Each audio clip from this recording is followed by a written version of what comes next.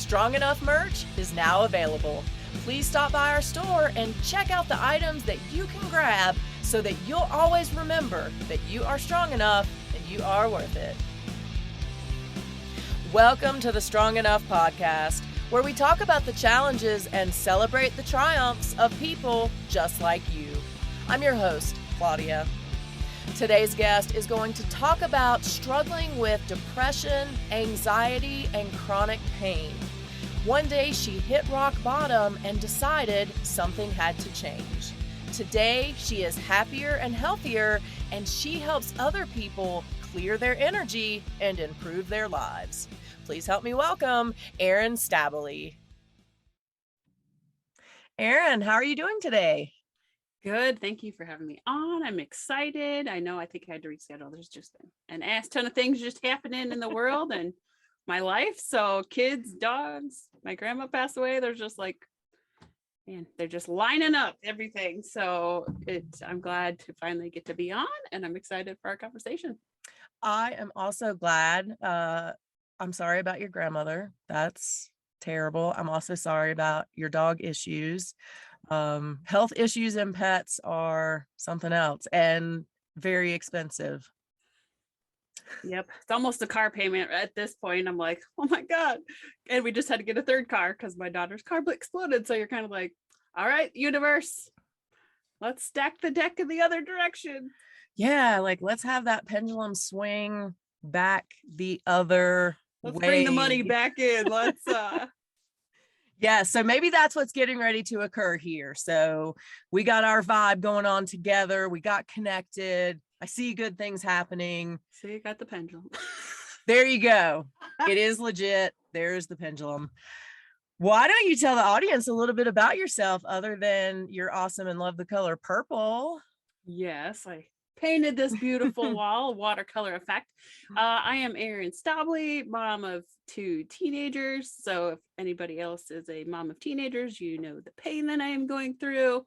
Quite a few years ago, I had gastric sleeve surgery, and I just needed to change my life, not just to lose weight, to have knee surgery, to just not hate my life. I just really hated my life. And I started Reiki for chronic pain, and it just turned on all of my intuitive gifts. So it really allowed me to heal and shift my anxiety, my depression, my panic, and just really change my life. I didn't really have dreams or goals because I was like, that's never going to happen. I'm just going to work until I die.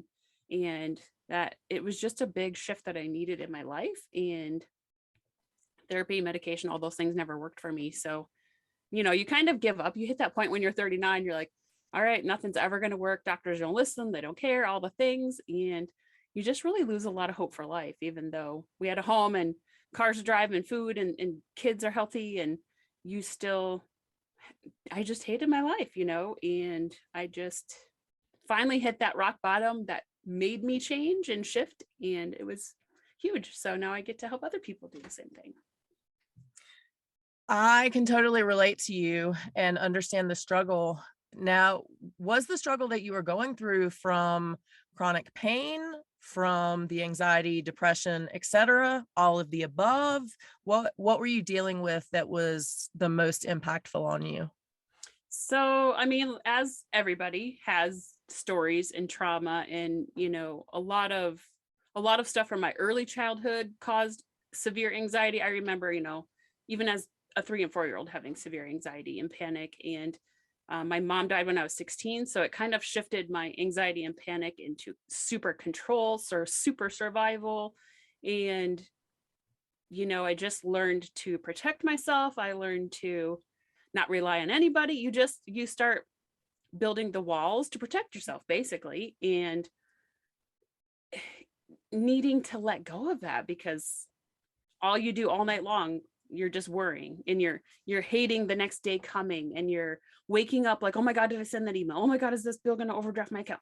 Like, it's just, your mind is going so much. Plus my children have ADHD, and I'm pretty sure that I have it as well. So your mind never stops, and it's exhausting. And when I started my spiritual work, I finally had mental freedom, which I'd never had before. And it's such a hard thing to describe, but it's like taking the heavy blanket off of yourself And I didn't know how bad my anxiety, I didn't even know I had anxiety till I was in my 20s. And my doctor's like, that's anxiety.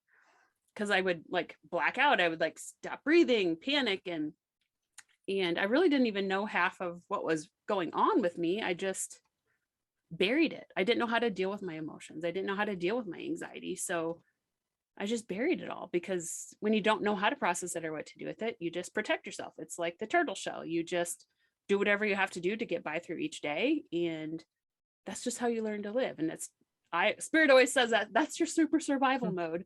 And it is, because I've had weird shit happen my whole life, hard stuff, and it's like, how do you move forward from that? How do you, all the things that have been happening to me lately, my father-in-law passed, my grandma passed, all of our cars are breaking down, the dogs are sick, like a million things are happening right currently. And I don't have to live in the life that I used to of, oh my God, now what's the next thing? I'm like, okay, Spirit, what's going on? Like, yeah, it's still hard to get through, but I'm not stuck in it anymore. I get to live for today instead of worrying about what's going to happen tomorrow. So it really, even if you don't want to be a medium or intuitive, you can do a lot of things to shift your energy, to shift how you're thinking about things, whether you're working with a therapist, a life coach, somebody like me, an intuitive mentor, whatever.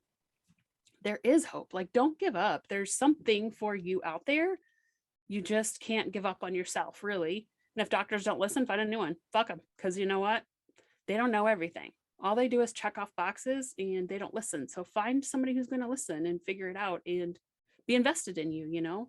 That's a good thing about coaches, I think, these days, is there's a lot of coaches that are invested in your shifting and your changing and your growth.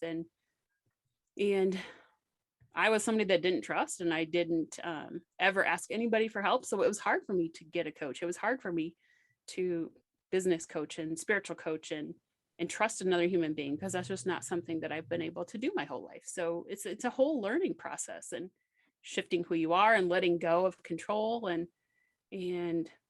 But I can tell you that not having that anxiety and the panic and the depression be the winners in your life, it's a huge, just even that is a life-changing thing. So, I always just recommend just really be open. Like, if you think Reiki is weird, or energy healing or energy clearing and protection is weird, or being an empath, like, yeah, it is super weird, but it's a whole life-changing place as well. Like, whether you believe in energy or not, everybody has it, everybody exudes it.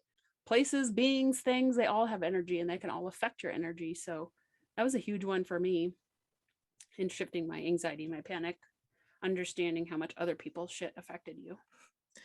That it is crazy how much other people's shit does affect us, and other people's energy.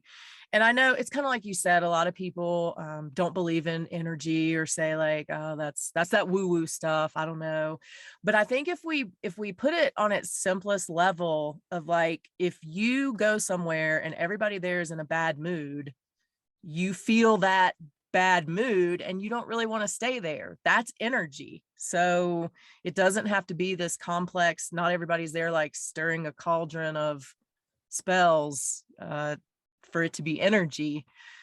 You said a lot of things there that I want to talk about. First off, you said for a while you didn't even know you had anxiety. I was in the same boat.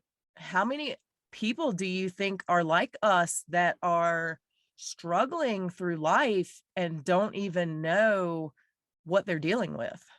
Truthfully, I would say 70 to 80% of people who have anxiety, who have panic, who have severe depression. And this is not to make light of mental illness, because obviously I suffer, my children suffer, we all. But the thing is that there is a point where you can take control. And yes, it's hard when you're in that deep hole. It's, to me, 70 to 80% of people are affected by energy. They're affected by the buildings they're walking into. They're affected by the people they're working with. They're affected by a negative spouse, by teenage children, man. Like, it took me a little bit to figure out they're also mediums. They're also intuitives. They're also highly empathic people. And one week I was like, why the fuck am I so angry every day taking the kids to school? I'm like, dude, nothing's even, mornings are kind of a shit show, but it's like, nothing has happened to make me this angry. I figured out it was my teenage daughter.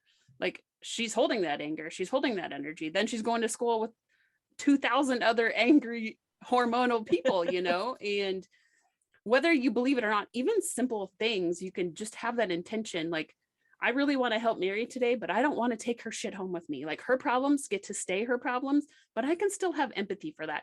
And you're just creating that boundary for yourself, for your energy. And even simple things I like to tell people, especially nurses, people who are touching people, hairdressers, massage people, anybody that is like constantly in contact with people all day long.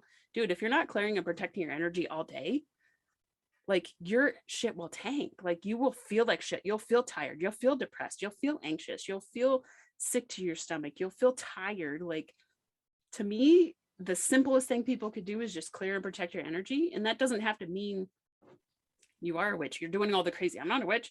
I'm an intuitive. I work for God. Like, he tells me what to do. And simple things. It's just having that intention, asking the angels to clear you, asking the angels to protect you. Like, you don't have to.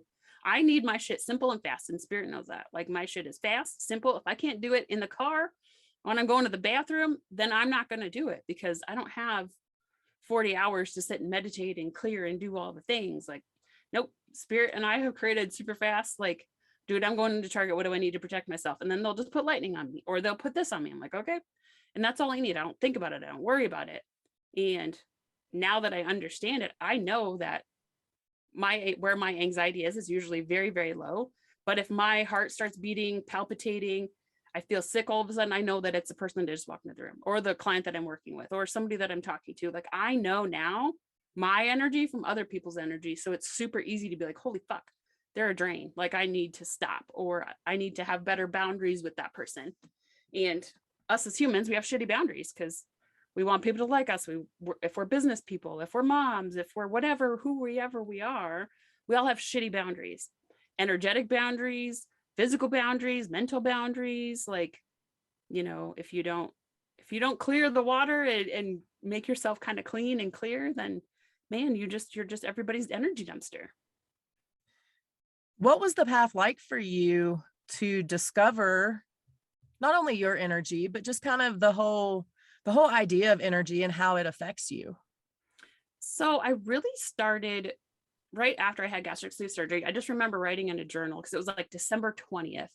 And it was kind of like a New Year's resolutions. I'm not a big resolution person, so I kind of call them intentions, but it's like, I just really need to change my life.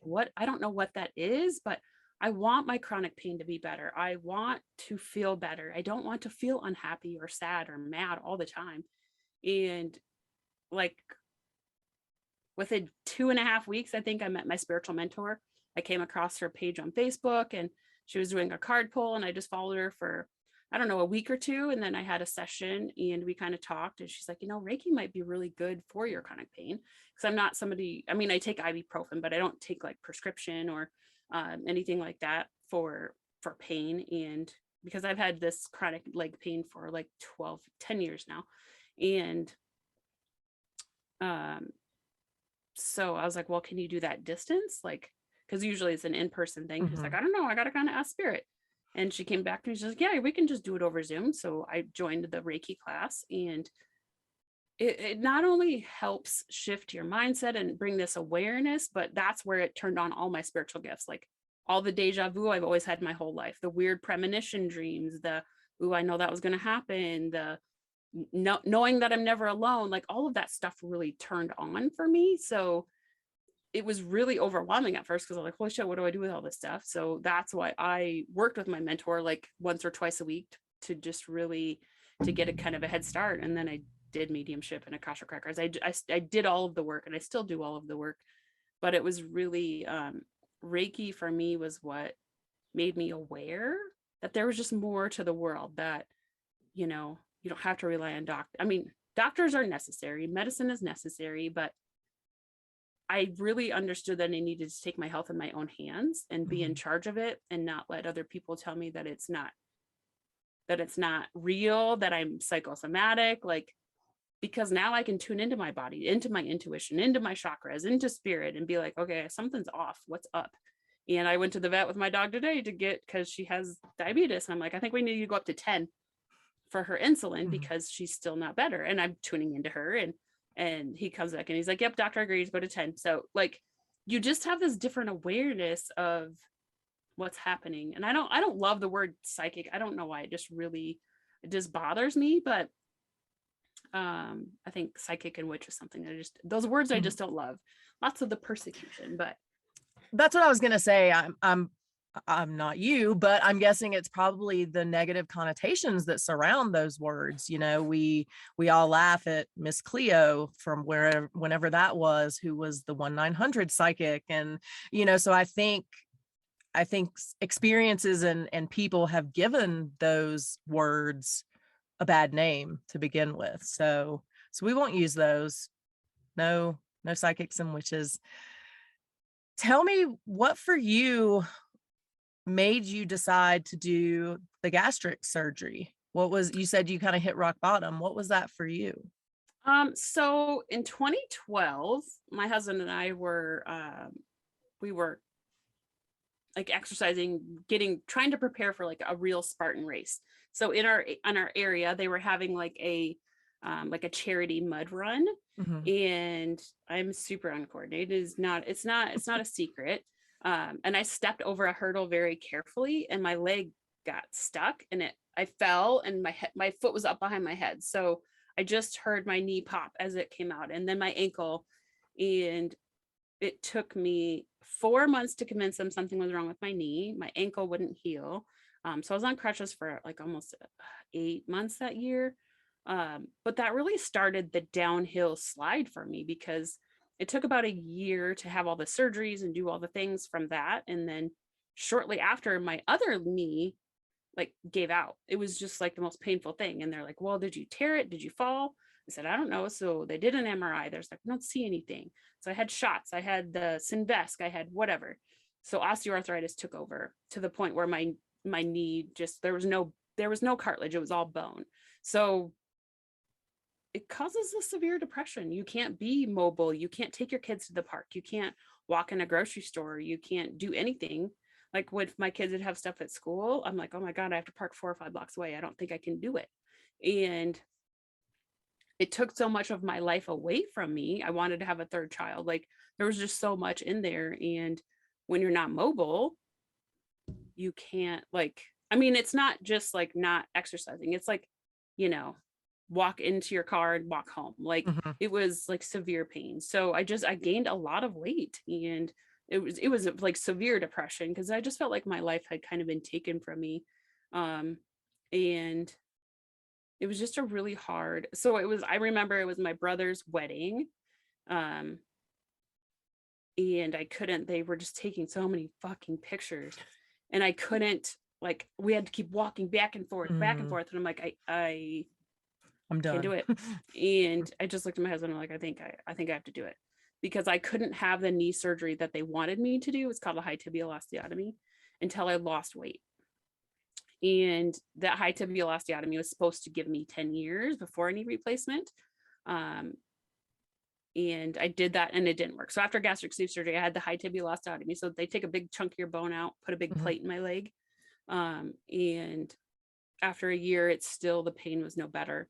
So I had a full knee replacement the next year. And I still have horrible pain from it. So nothing has really been resolved, and I still really can't be physically active. So it's a whole new circle of things, but that was really why I chose gastric sleeve surgery, because I needed to get weight off so that I could have the surgery, so that I could be mobile. And I like to exercise. I like to be outside. I like to do things with my family. And I couldn't do that, and when you're either worrying about bringing the walker or a cane wherever I go, it's like, dude, I'm like in my 30s, like this shouldn't be happening. And so it's been a long battle for me. And I just went back. I'm like, look, man, I can barely walk 2 miles without severe pain.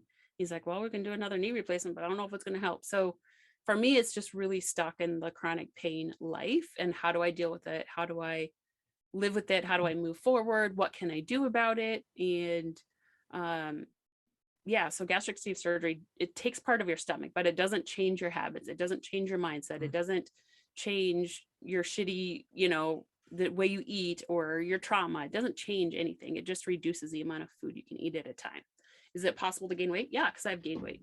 And it's all a big learning experience, it's all, how do you get through it? What do you need? What do you do? And it's just here I am again trying to navigate that pain and figure it out and make it work for myself. And so yeah, there's just a lot that compiles in people's lives and things that happen. And people are like, they always say to me, I always notice that you walk funny. Or I'm like, yeah, like, what do there's nothing I can do about it. Like I can't participate in volunteering and walking through parks and doing those things because my doctor told me, he's like, you can't. He's like, just watch where you walk. I said, I have for 11 years.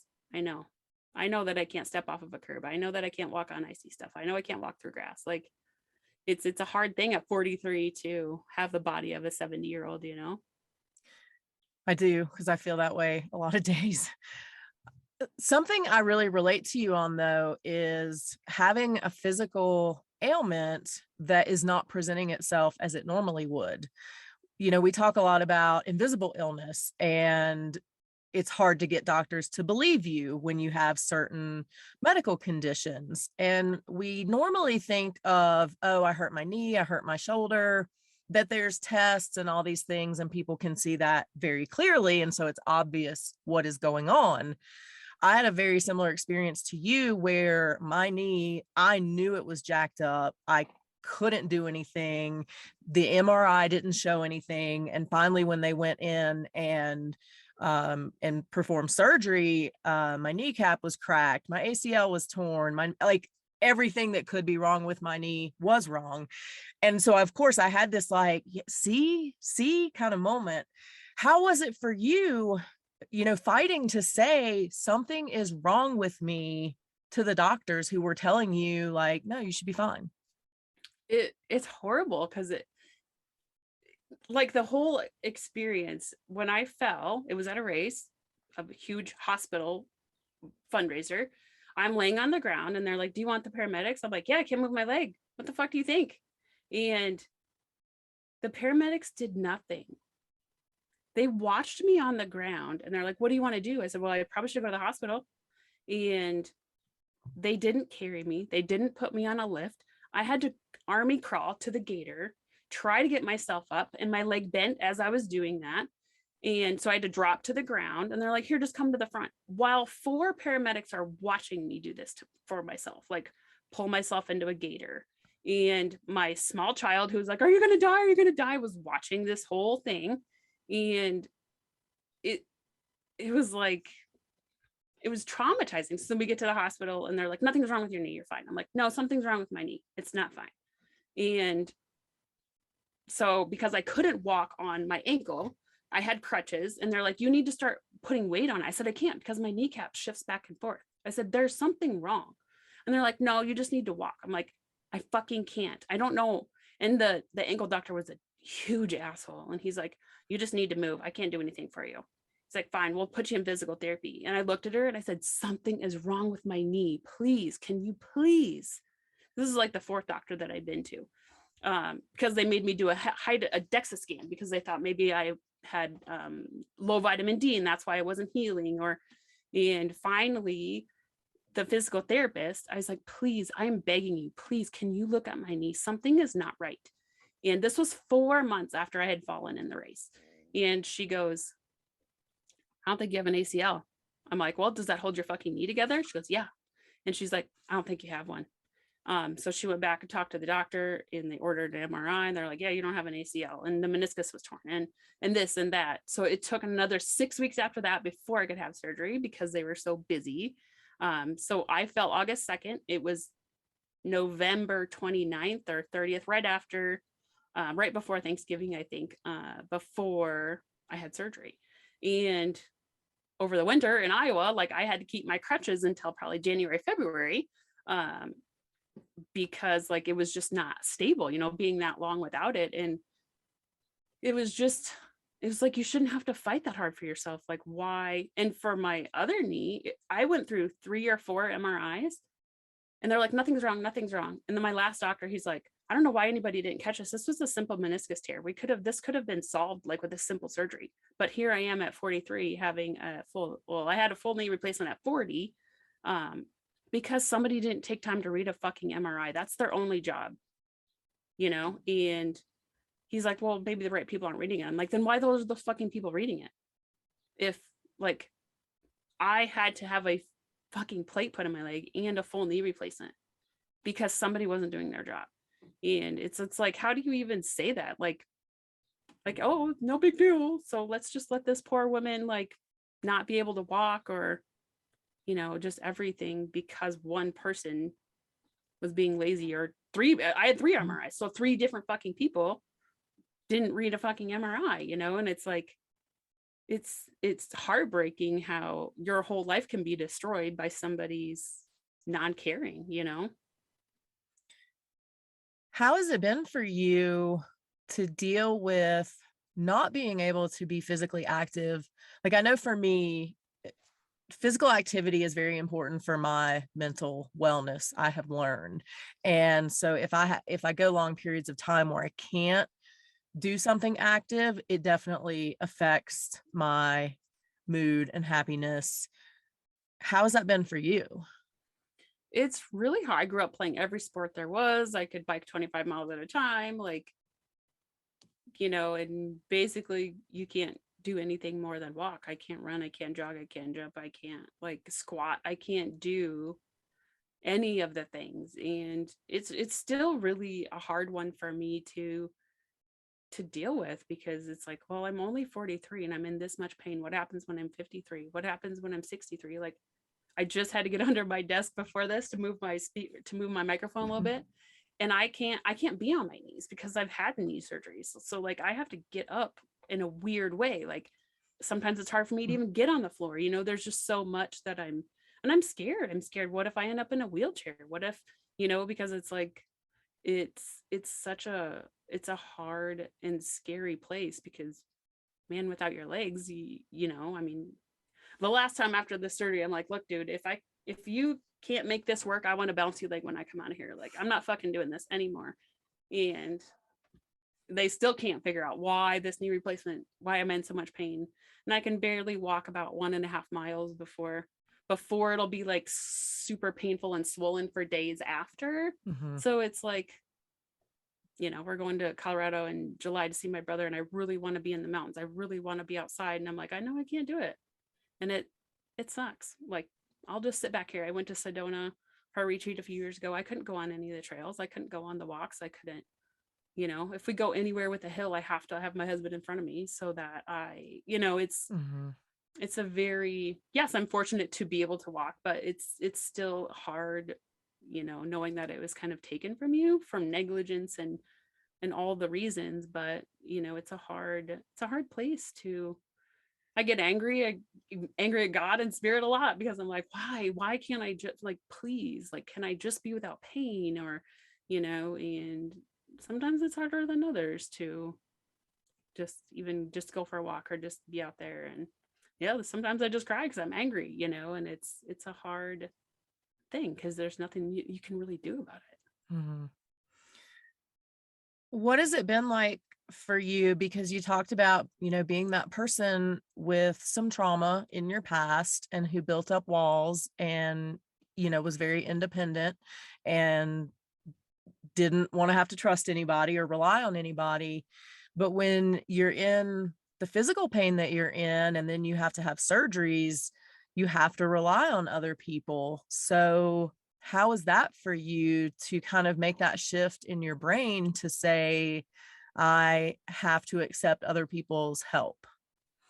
Luckily, my husband is very good in, I mean, I have 2 kids and they're teenagers, so, you know, they're decently selfish. But my son was good. And I mean, I've had a lot of surgeries. So the thing, especially with knee surgery, is, especially with the knee replacement, like, you're walking that day. Mm-hmm. um and my high tibial osteotomy, I think that was non-weight bearing. I think I had to be non-weight bearing for 12 weeks with that one. So I couldn't drive, I couldn't do, so it's hard because you can't just get in the car and take the kids to school. Or like my very first fall when I got hurt on crutches, like, my son has severe anxiety and I had to carry him to the car, carrying him to daycare, carry him, and I couldn't do that anymore. So it was very, because he was only like 2 or 3 the first time I got hurt. And it was hard because it's like, oh my God, why can't, you know, like, oh my God. But, you know, luckily my husband's really good, so he kind of took over doing groceries because, like, dude, you can't. 90% of the time, those fucking carts aren't charged. I know, So they're terrible. I've been in them, and you have a cart full of shit, and you're in the back of the store, and they don't work. So what am I supposed to do? I can't fucking carry them to the front, and you have to just like. Luckily, my husband is good, so it wasn't like I had to pay somebody to come in and do things. You know what I mean? So, but you also have to get up and do the work, and you have to walk, and you have to do things for yourself. Like you can't, just totally give up and just expect the recovery to happen. So there's that fine line of, just asking for help when you're just too tired, or, you do have to get up. Like I've had to have some skin removed. I've had knee surgeries. And like a lot of times you just have to get up and walk. You don't want to prevent the blood clots. You got to prevent, your back from being super sore because you're sitting there all the time. And it's hard because a lot of times, like even now still my leg gives out a lot. So I have to be very careful going downstairs. Or, I mean, there was times on my crutches, I'm like, fuck, I'm going down. Like, I was like, either get in front of me or get away from me. Because I know one time it was a snowstorm. It was a huge fucking pile because we didn't have a driveway, and the plow always throws the shit right after where my husband would just scoop. And he goes to work at 4 a.m, fucking fell right into the street face first. And my daughter's like, are you gonna open the door? And my son was like, I'm like, dude, can you help me up or pick up my purse or do something? I was like, oh my God, this is my life. But you have to learn to, you have to learn to trust. You have to learn to ask, and it's just part of the process. And yeah, I'm somebody who, like, if you don't do it when I ask, I'll just fucking do it myself. Cause that's just like, I'm not asking because I want you to do it in 30 minutes. Like, dude, I'm asking you because I want it now. But that's that fine line. I had a walker with a seat, and I could push my food, or so it was, you just have to learn that mix and that balance that works for you and it works for your family or whoever's around. And if you don't have those people, you have friends. And a lot of people don't ask. A lot of people would rather just fucking suffer or fall on the floor and lay there than to call somebody and ask for help. And I realize that a lot with myself, where I really wish people were there for me more. But then also in the same respect, it's like, well, you can ask. Like if you're really depressed and having a hard time, like a lot of us just want people to check on us, like we check on them, but people are busy, and that's just doesn't mean they don't care about you. It just means that there's just things happening in life, and you just have to reach out and find another doctor, find a friend, find somebody that will be there for you, because you can't say nobody will ever be there for you, because that's not true. Somebody will be there for you. Fuck, you can put a post on the internet and people will figure out a way to help you. You know what I mean? So you can't say that there's nobody there for you in your life. There is somebody. You just have to be willing to kind of go out of your comfort zone and say, hey man, I need help. Hey, I can't pay my rent. I can't, I fell on the floor, whatever it is. Like, I need a ride to the doctor. Like, just start asking, because what are they going to do? Say no? Okay, then you find the next person. But it's not a personal vendetta against you if they say no, but a lot of times people don't know if you're struggling or suffering. And I think the depression and mental health and anxiety world, like, you're so deep and low where you're at, it can be hard to ask for help or do what you need. So just know that, man, just text somebody. If you're just having that day and you're just like, I can't do it anymore, fine, just fucking text everybody on your phone, do a group text, whatever the hell it is, but just reach out, and don't give up hope on the whole world just because some people are shitty. Not everybody is shitty, only some. You talked about, you still have the days where you're in a lot of pain, you can't do things, and there's times that you just have to cry it out. How hard is it for you to keep the balance of allowing yourself to feel that grief and go through that moment, but not letting yourself lay in that spot for too long where you become just a shell and you're depressed and it's a pity party? The difference between, I like to say, the old Erin and the new Erin is, I might have a couple of days where I'm just low, or something has happened, or bad things keep happening, and I'm angry and upset, and I'm and then I'm exhausted. So I just kind of ask spirit, like, what the hell's going on? What do I need to do different? What do I need to learn from this? And we don't always know why we're going through things, why things happen to us, why we have that accident, why somebody passes away, why, like, you don't need to know why right now. You just need to know that there's a reason for things. And I really take comfort in knowing, okay, this is happening for a reason. I don't need to know how, when, why, what, where, or when. I just know that it's for a reason. And some days you just have to have a couple low days. And so then I just ask spirit, like, okay, am I supposed to be clearing this? Am I supposed to look into my past lives? Am I supposed to do shadow work? Like, what am I supposed to be doing right now? And some days lately, they've just been like, you just need to sit with it. You need to allow these feelings to come up. You need to understand them. You need to process them. You need to feel them. You can't always just be so busy and moving through things and not deal with things, because that's what got me into my problems in the first place. So it's really, I just check in with spirit. Okay, what do I need to be doing? Do I need to do Reiki? Do I need to clear? Do I need to have a session with another intuitive? Like, what the hell's happening? And even if you're not, everybody is an intuitive. That's the thing. Everybody can connect to their intuition, to spirit, if they choose. And it's really just about listening to your body, listening to your mind. And yeah, you can have hard days. You can still manifest and have a business and do spiritual work and have bad days. Like, it's not about being perfect. It's not about these bathtub beautiful manifesting millions on Instagram. That's fucking bullshit. You can still have a messy life and a hard life. Dude, I've juggled 50 fucking things a day and I still am a successful spiritual entrepreneur, and I have a full-time job and I have a marketing business. I like, you can do all of the things. You can do it messy, you can do it hard, and it's just, don't give up. And so I usually notice, usually it's about one heavy day, and then the next day is kind of like, okay, what do I need to do? But that's my process now. Before it was like, okay, now what's going to happen now? And then you just get that heavy and heavy and heavy, and you just sink further and further. So now I just know, like, okay, what's going on? What do I need to do? Do I need to have a session? Is it something I need to process? Is it something that I'm doing to myself? Is it something somebody else is doing to me? Like, there's this huge process I go through now of really figuring it out, instead of just pushing it down and not dealing with it. Now I'm like, okay, what the fuck is it? And so instead of stuffing it, you're dealing with it, you're processing it. And no matter how hard it is, you need to process it and figure it out, so that it's not a constant problem and it's not weighing on your soul every fucking day. It's so hard for some people to do that. I think, it's hard for people to be introspective in the first place and then to process.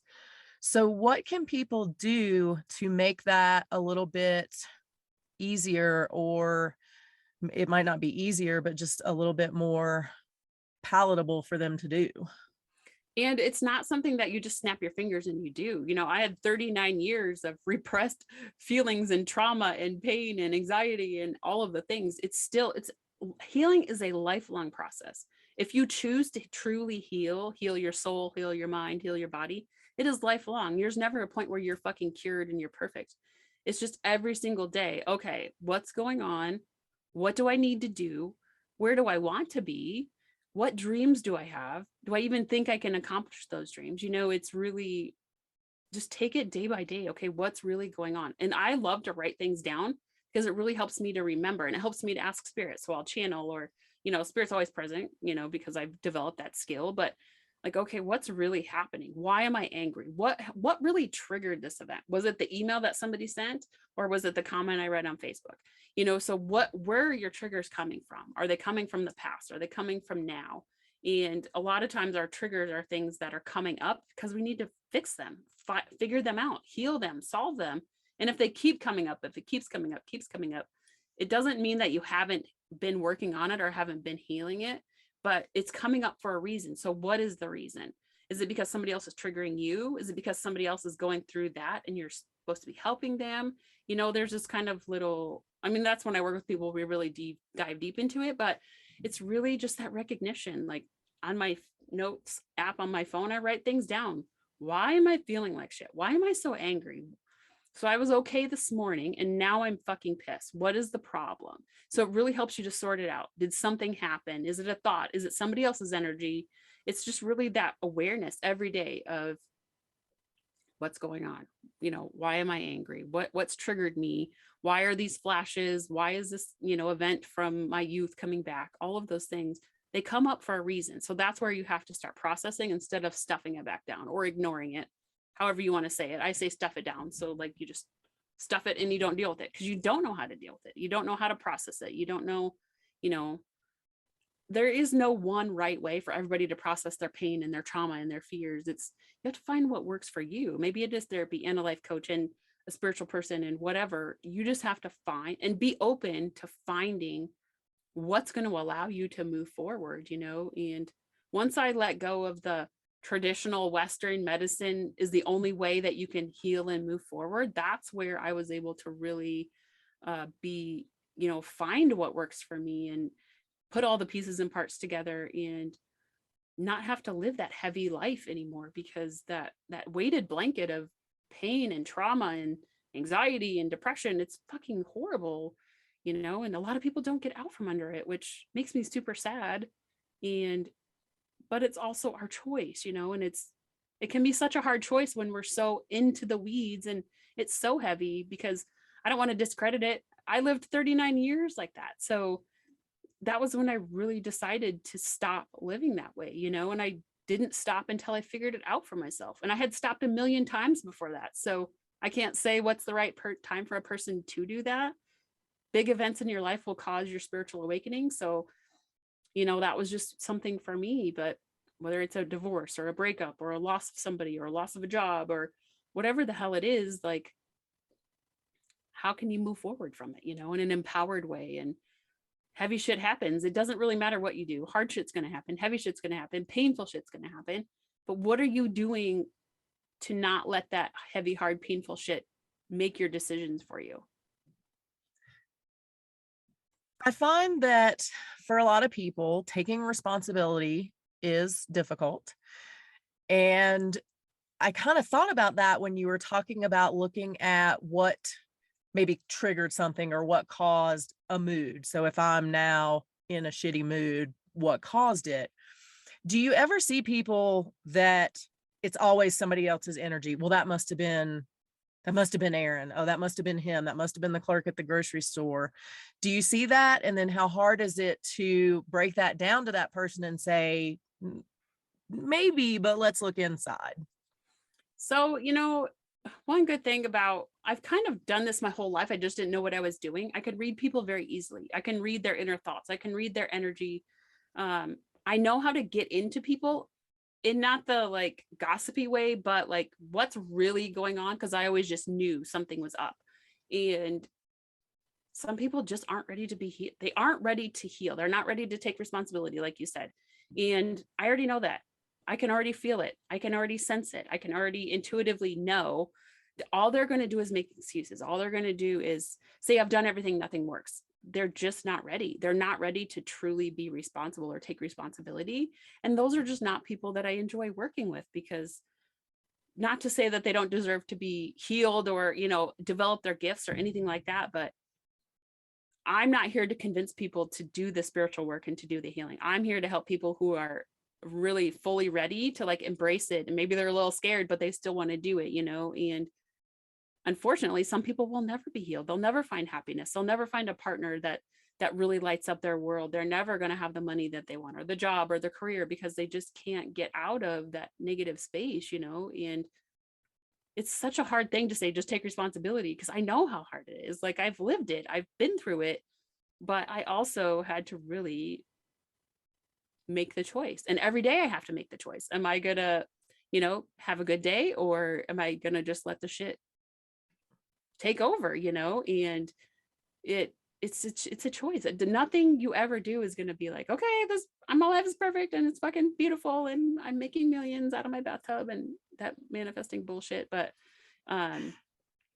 you can still do everything even though it's hard and heavy. You know, I don't want people to give up hope, and I don't want people to say, well, how the fuck do you do it? The first step is just telling your soul, telling spirit, like, okay, I really do need to change. What do I need? But you have to, I always say, ask, allow, receive. You have to ask spirit for what you want. You have to allow them to bring it to you, and you have to receive what they bring. It doesn't have to be, I want $5,000. Well, spirit might bring you a coupon, and then they might bring you a discount. Then they might bring you a rebate. But if you're over here like, no, I want $5,000 fucking dollars in a check. Well, fuck you, because like you just missed out on probably $10,000, you know, like, it's really a lot of mind work to let go and to let go of that control and that survival. And for me, I was a huge control freak. It was a lot. It was the hugest thing I had to figure out was letting go of the control and the protection, because that was my protection method, was control. I didn't have people in my life that I thought were going to hurt me. I didn't have, bad relationships. My mom passing away, like that was my part of my super survival was control. And along with the control comes anxiety and comes panic and comes, like, God, you have kids, everything's out of control when you have kids. And it's like, oh my God, how do I protect them? How do I do this? So it's all things you can learn if you choose. And that's not saying that's going to be a snap of your fingers and you're going to be cured and it's fucking beautiful.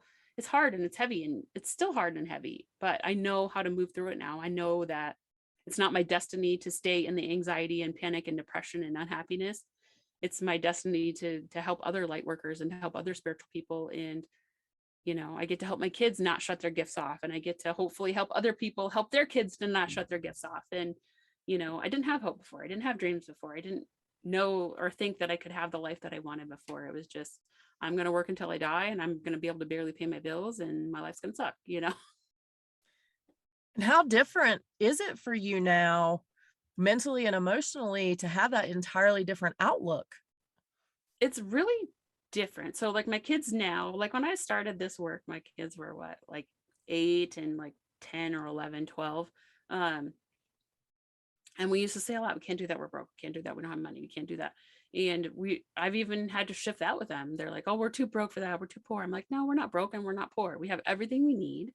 But something like that, we need to plan for. We need to save a little bit. Like it's even helping shift their mind. Like in my husband, he's a little bit harder, but it's like, you got to stop talking like that. Like I can't bring stuff in if you're over here like complaining about how much bread costs, So it's really like it's just, as you shift yourself, your family shifts, and then the people in your life shift, and you learn who you don't want in your life, and you learn how to have boundaries, and you're like, holy shit, that person's a fucking black hole in my life. Like I need to dump them. I need to get rid of them.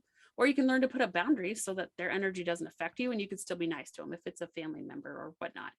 It really, to go from never having hope or dreams to knowing I can have what I want and create what I want and do what I want and help people on a really impactful way instead of just doing marketing and design. And it's really life changing because, your mom always said, you can be whatever, do whatever you want, have whatever you want. I was like, that is such fucking bullshit. But the truth is like, you can have everything you want. You just have to be open to the possibilities and open to healing and shifting your mind and shifting your generational trauma and how our grandparents lived and our great grandparents and our parents, and knowing that we don't have to. Even my husband was like, at least I'm a little bit better than my dad and my dad's a little, you know what I mean? It's about making that impact. So like I said today, it's like, well, as long as my kids are a little less fucked up than I was, then, like I'm doing my job, so it's just, you get to have that impact on people in the world, where before I was like, okay, whatever, I just got to get through it.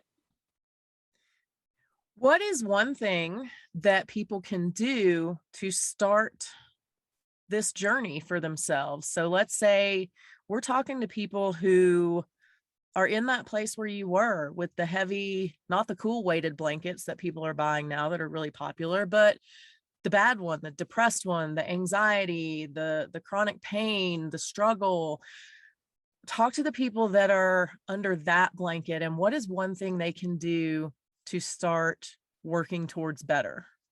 So like one super easy thing that you can do is on your phone, put reminders that are positive.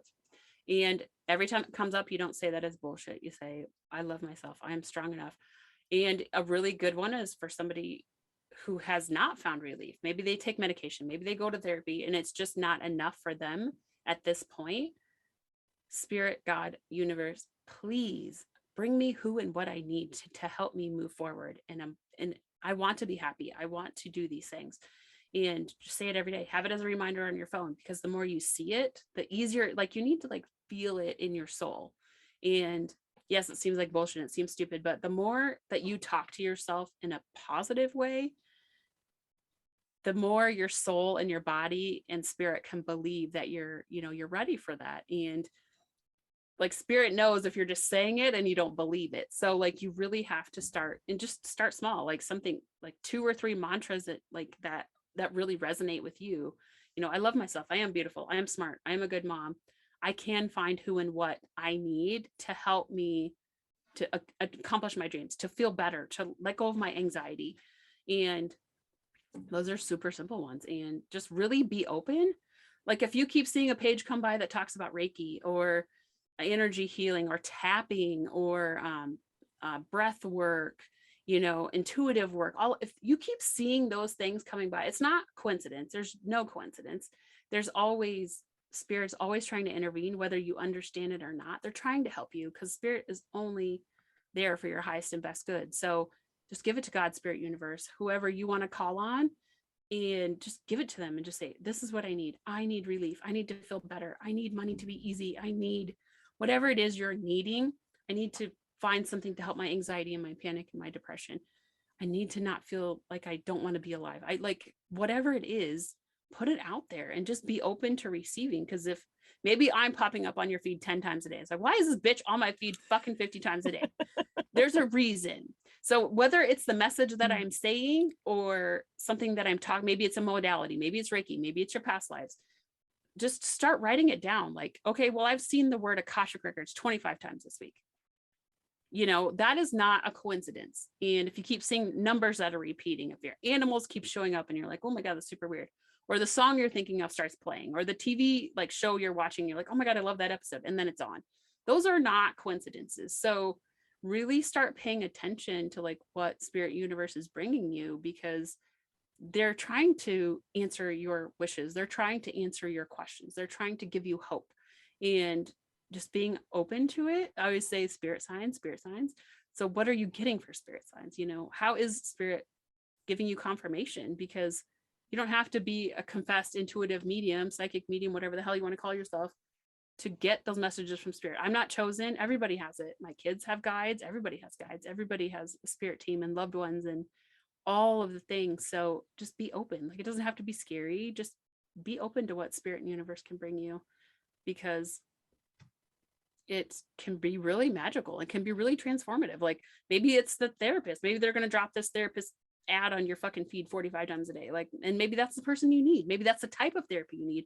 Maybe it's RTT therapy, the hypnosis, or, you know, just really be open to weird ass shit, because like, that's the only thing that worked for me. I love it. And we're going to give out an assignment. We've done this a couple weeks now. So the assignment for viewers and listeners is to let us know, what is that one mantra, at least one of the mantras that you're going to start telling yourself on a daily basis. So that is what Erin and I want to hear. What is one of your mantras? Erin, we have talked about some tough things. We're going to take a quick turn here before I let you go. I spied a tattoo on your arm earlier. I got lots of them. And I'm in a hoodie again. It is May. It's May, but I'm in a hoodie. So you can't see my tattoos, but I love them. I have them. They're amazing. They tell stories.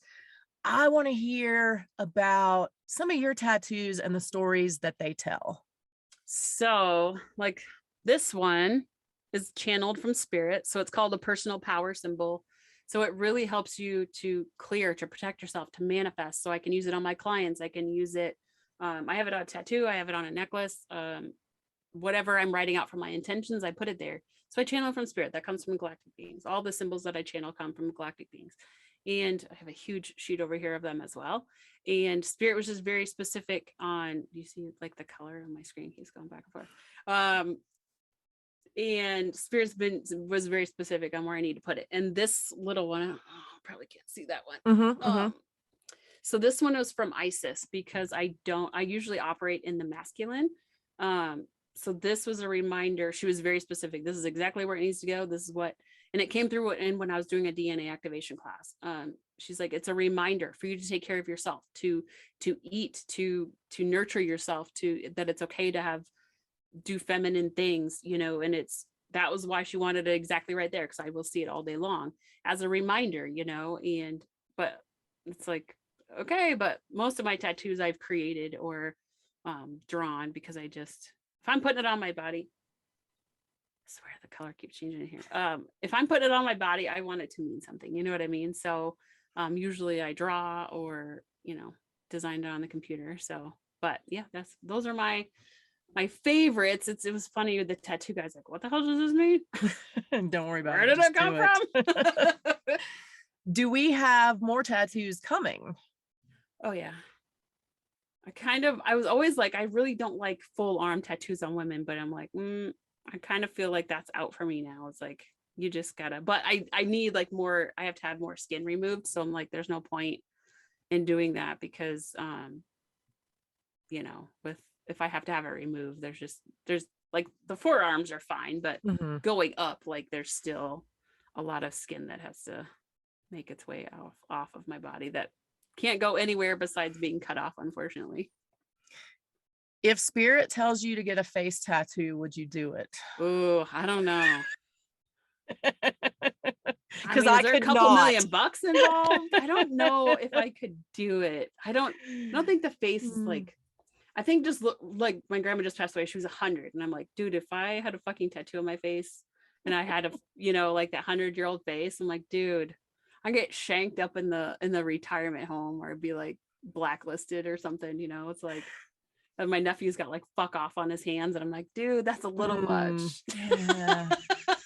Yeah, I'm all about tattoos and art, but I am with you on that. So yeah, I have a thing about face tattoos and actually neck tattoos, just for me. It's not me. It's not. Did you watch that movie Meet the Millers where he says no regrets? Yes. That'd be my fun. That's what would happen to me. I mean, let's straight up like, it's like not only is it a bad tattoo, it's also fucking spelled wrong. So no face. No neck. Excellent. Erin, where can people find you? So if they want to talk to you about Reiki, spirit, coaching, if they want to talk to you about the color purple, where can they find you? My website is vintagemoons.com, and on Instagram it's Erin, ERIN Vintage Moons. Erin Vintage Moons on Instagram, and Facebook I have a private group that's Vintage Moons also, because sometimes with spiritual stuff it's weird, so like it's just a private group that people can ask questions or like learn, because nobody wants to like have their grandma know that they're seeing aliens in their bedroom at night, like I mean that's just not usually right out of the gate. People are a little bit more reserved, so that makes sense. Oh, and the Spiritual Badass podcast as well. Nice. Erin, you have been absolutely amazing. Thank you so much for spending some time with me today and sharing so many great things with the audience. Thank you for having me. I'm excited. I hope you guys enjoyed my conversation with Erin as much as I did. I really appreciate her advice of starting to tell yourself mantras multiple times a day and truly believing the positive things that you're saying about yourself. So remember, until next week, you are strong enough, you are worth it. Thank you for listening to the Strong Enough podcast. You can find us on your favorite podcast platform by searching Strong Enough. And on YouTube, we're on the Spear Talk channel. Don't forget to follow us on Instagram and Facebook at Strong Enough Pod. If you have suggestions for an upcoming episode or a future guest, please reach out at strongenoughpod@gmail.com. Remember, you are worth it.